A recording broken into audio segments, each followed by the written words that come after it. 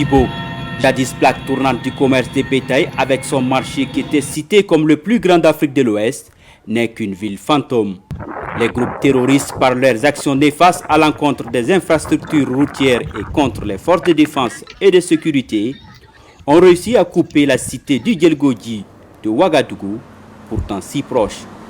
Aujourd'hui, la situation n'est guère reluisante. Bon, en tout cas, réellement, on l'a vu, elle n'est pas tellement facile. Réellement très difficile. Parce que ça fait, bon, souvent, pour même avoir les produits de première nécessité, c'est des problèmes. Donc, ce qui fait que, en tout cas, les prix, là, ça flamme.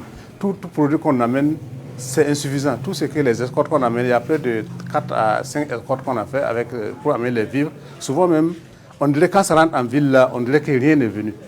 Souvent même, c'est un peu difficile. Après 3 ou 4 jours, on ne trouve rien sur le marché. Donc, vraiment, ça complique.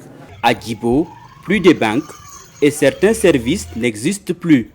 Ils sont nombreux les fonctionnaires qui ont déserté leur poste pour se mettre à l'abri d'éventuelles attaques.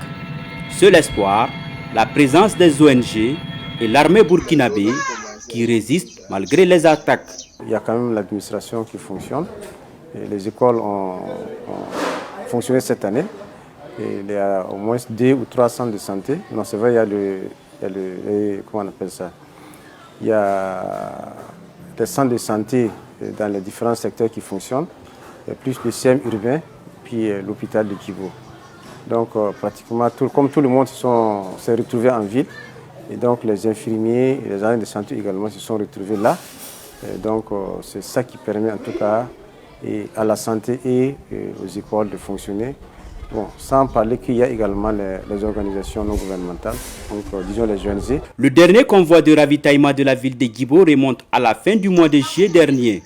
Les commerçants s'inquiètent de la flambée des prix et de la rareté de plusieurs denrées. Ça s'organise avec les commerçants, les bureaux de commerçants, avec les FDS, et les forces de défense et de sécurité, et en même temps avec les autorités locales qui sont ici.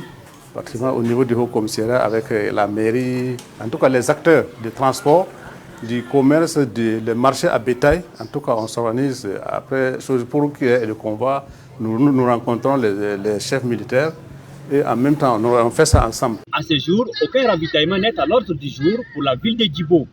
En plus du manque de produits de première nécessité, la ville de Djibo ne dispose plus de réseau téléphonique. Seule liaison, les vols humanitaires ne sont pas à la portée du Djibolais lambda. Les Djibolais fondent l'espoir que leur cri de cœur sera entendu par les Burkinabés. Mokhtar Bari pour VOA Afrique, retour de Djibo.